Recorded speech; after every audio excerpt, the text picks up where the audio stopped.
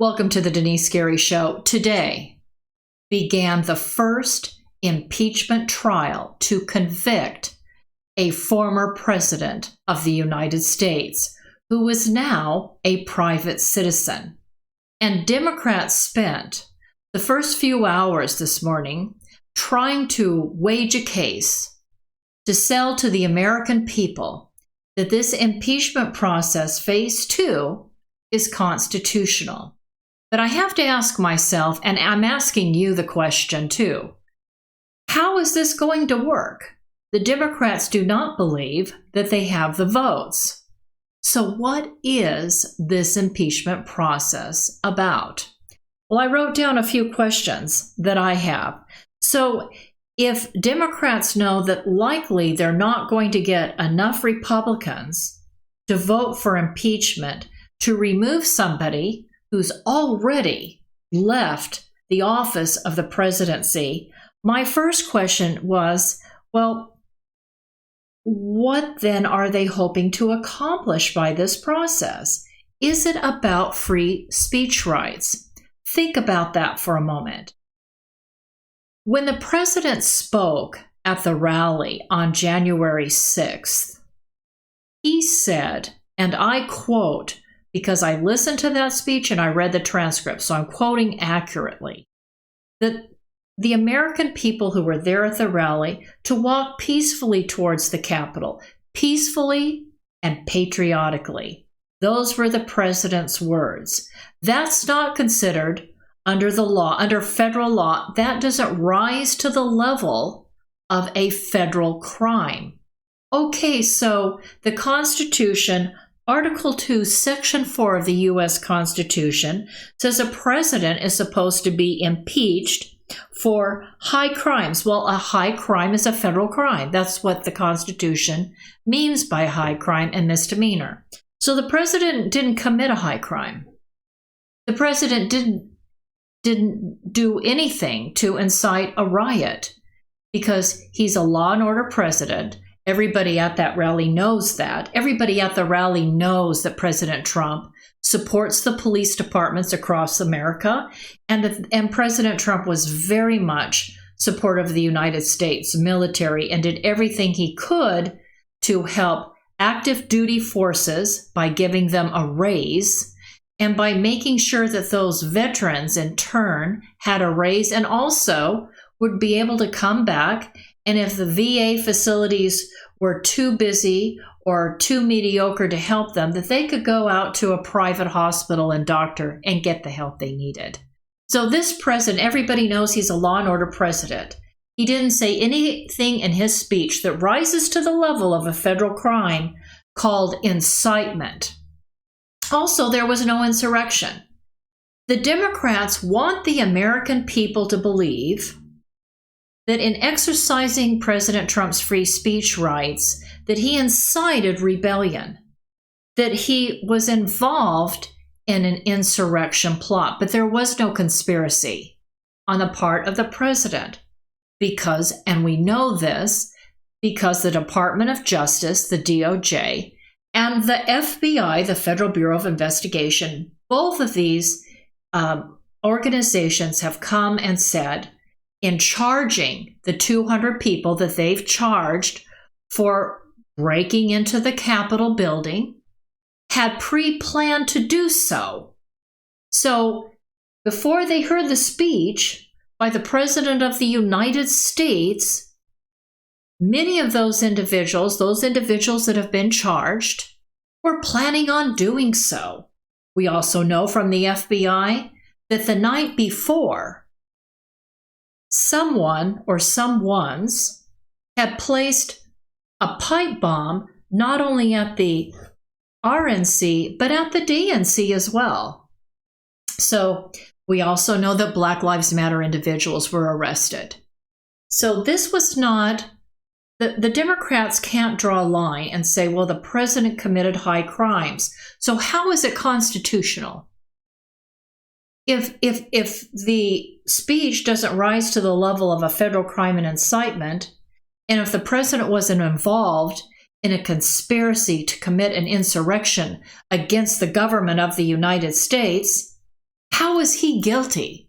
Why is this process continuing? So I asked myself, is this about Democrats trying to ruin the free speech rights of people on the right, of Republicans and conservative Republicans? And another question I wrote down is the message from Democrats. Now this is not the John F. Kennedy party of Democrats, but the Democrats of the 21st century are a party of liberal progressives for the most part who embrace socialism or Marxism and communism. It's written into the people they support, like Black Lives Matter and their mission statement and Antifa. So I asked myself, is it about not only destroying free speech rights, but trying to send a message to you and I, to the American people, that we're going to be charged with a crime if we so much as stand for our traditional Judeo-Christian values? That's another concern. And I guess there's something else. It looks to me like they're trying to destroy the Republican Party. And this is really important. We've got an election coming up in 2022. The Republican Party, thanks to all of this that the Democrats have engineered through this impeachment process, Republicans are so divided, and we can't remain divided.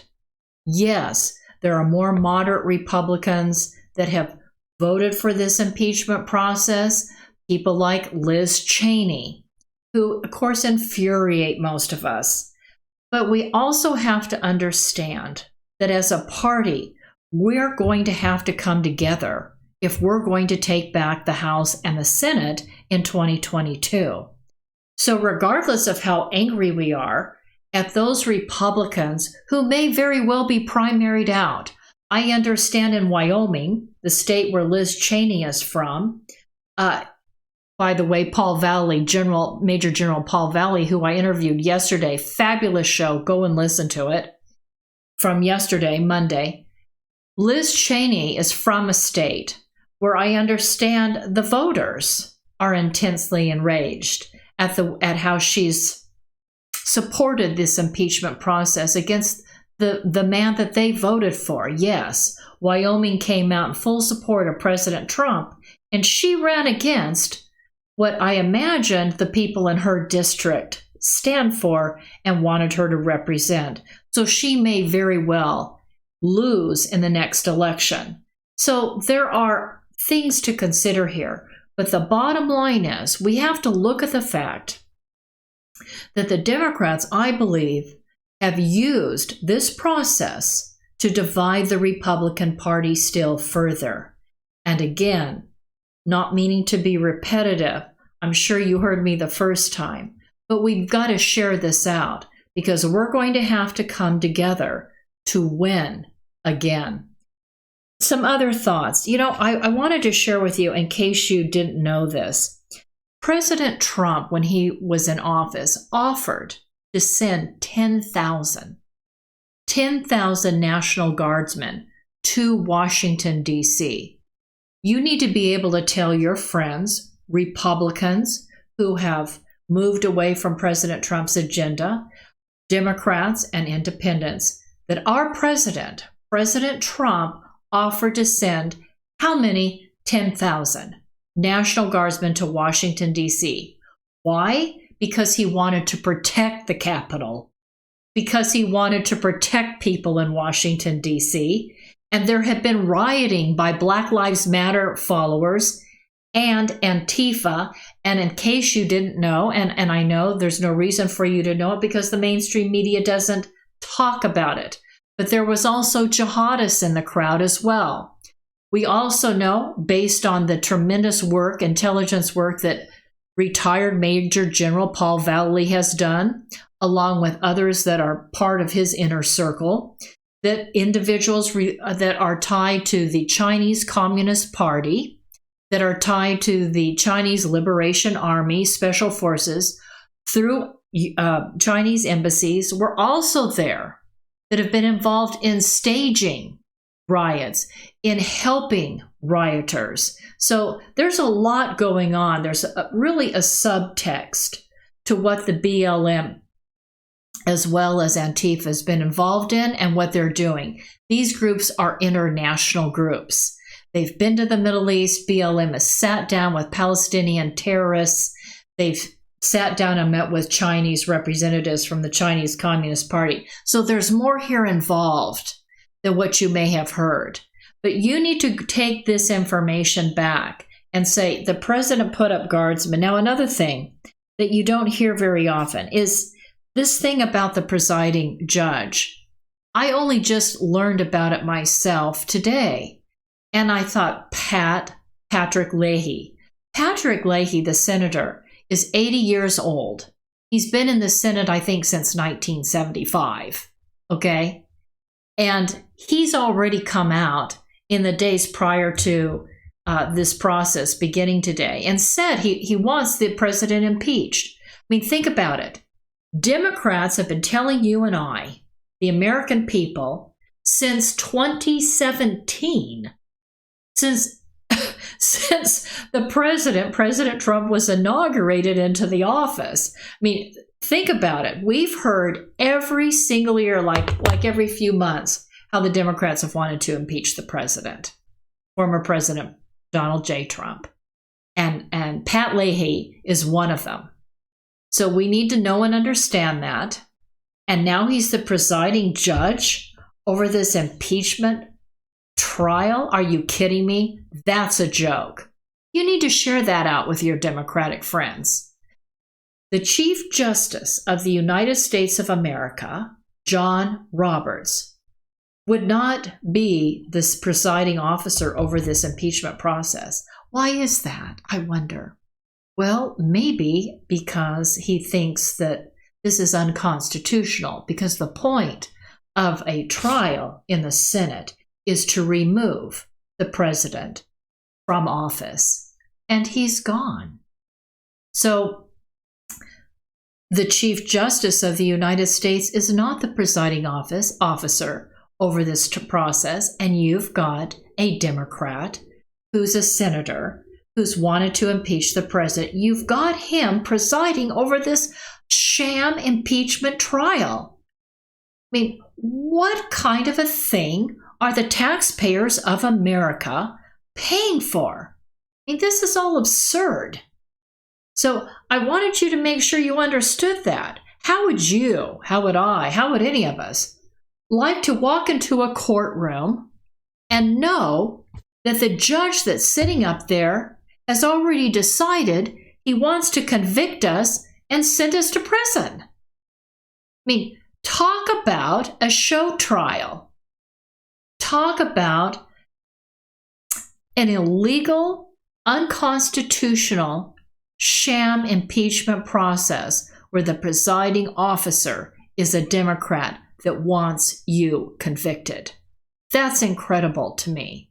So I hope that you will remind everybody of Article 2, Section 4 of the United States Constitution that talks about how a president should be removed from office for high crimes, a federal crime, which this president has not committed, or misdemeanor, which this president has not committed. He was engaged in his free speech rights, part of the Amendment 1 to the United States Constitution. He was not involved in any conspiracy to create an insurrection. And the poor man ought to be left alone in peace now that he is a private citizen of the United States of America. Thank you for listening. I hope you'll share this out and pray. I think that we all should really pray for the Republican Party to come together, to unify, so we can take back the House and the Senate in 2022, and pray for the former president. I hope this sham show trial ends sooner than later. It's supposed to go on for several days. I hope it ends by the end. Thank you again, ladies and gentlemen, for listening, and please support my sponsors. Let me just say something about Anatase Products. Anatase Products is a leading manufacturer here in the Kern County area. Kern County is part of the central area of the state of California. They're involved in doing work for Boeing and all Lockheed Martin, United Technologies, Northrop Grumman, Raytheon, General Electric. Anatase Products is a forward-leaning manufacturer that's involved in any kind of contract or project that you need to see completed. They handle all kinds of top secret contractual arrangements with these contractors who do business with the federal government. And so I encourage you to contact Anatase Products. They specialize in aircraft fasteners and all kinds of materials related to the United States military. They can be reached at 661-822-6873. I'm sorry, 661-822-6873, 661-822-6873. Scott Baker is the owner. Give him a call. Talk to him about what your company needs, and he'll do a fabulous job. He's a perfectionist.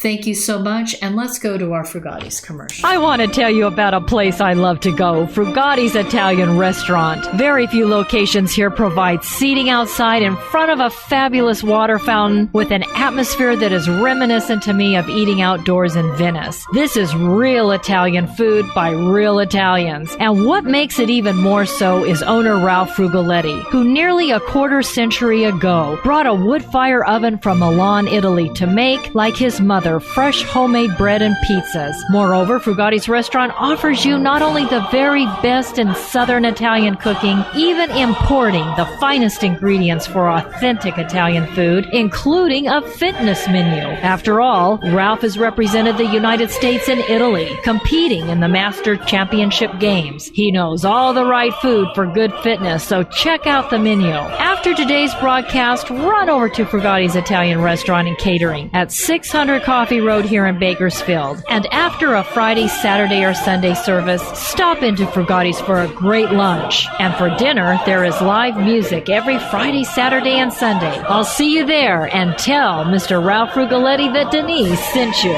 Salute! Buon appetito!